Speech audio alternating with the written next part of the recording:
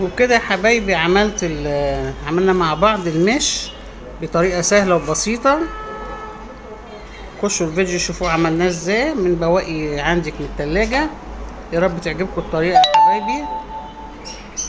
احلى مش بطريقه سهله وبسيطه وحاجه نظيفه وبتعمليها في البيت. لما تجيبيه جاهز تعملي في البيت من بواقي الجبن اللي عندك ومن بواقي الحليب. خشوا الفيديو شوفوه احلى مش. يا رب يعجبكم حبايبي.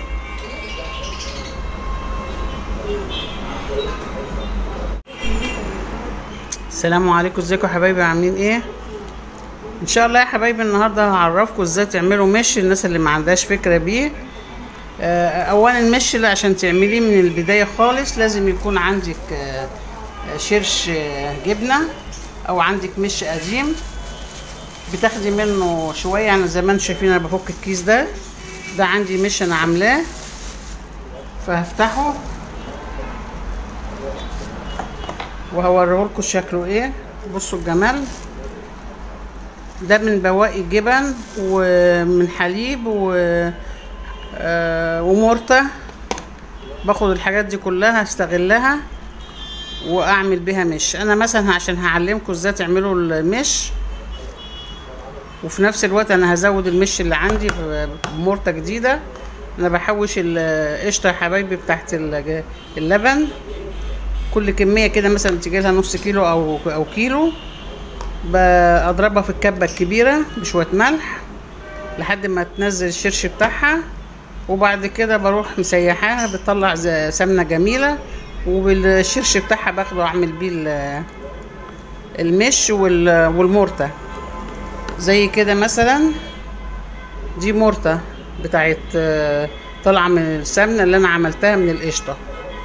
فهي يعني مش زي المرتة بتاعت السمن البلدي اللي احنا بنجيبها الزبدة، لا بتبقى خشنة شوية عاملة زي التكبينة كده لان ده طلع اصلا من اللبن.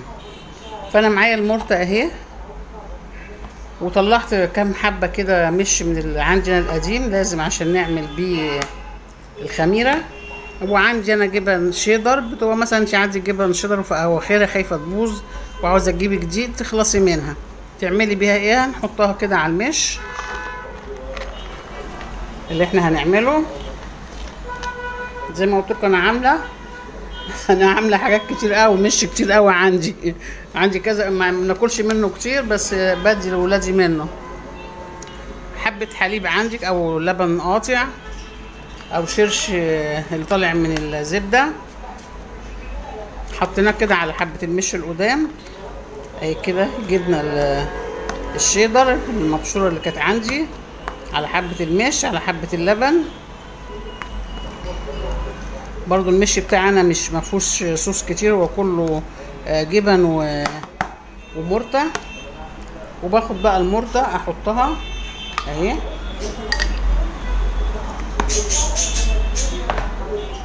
وبلخبط بقى الاتنين على طول. عاوزه المش بتاعك ما يحصلوش حاجه بعد الشر، يعني انا بحطه في بطرمانات وبلبس البطرمانات كذا شنطه واربطها، وبحط في الوش على اخر البطرمان من فوق شطه او هريسه حمراء. وكمان في الشتاء لو انت بتحبي تشربي الحلبه اول ما تغلي الحلبه وتصفيها وهي سخنه حطيها على المش، بتخلي لون المش اصفر كهرمان وليه ريحه حلوه وفي نفس الوقت بتمنع اي حشرات تيجي عندها. والاهم من ده كله انك انت تحافظي على المش، انك انت تغطيه كويس وتلبسي العلبه او البطرمان اكتر من كيس ويبقى في مكان يعني متداري كده مفهوش ضوء ولا حاجه علشان الحشرات. انا اهو كده مثلا بداية كده عملت الحكايه دي. هرش بقى عليه شطه.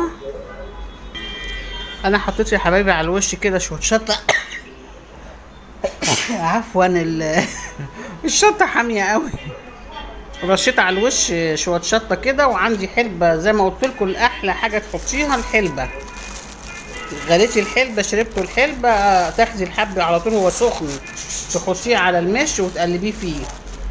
انا عندي هنا حلبه مطحونه احط حبه كده على ما احط المسلوق. بعد كده يعني انا مش بحط الحلبة كده مخصوص، لا انا بكون شاربين الحلبة وبصفيها طبعا وهي سخنة.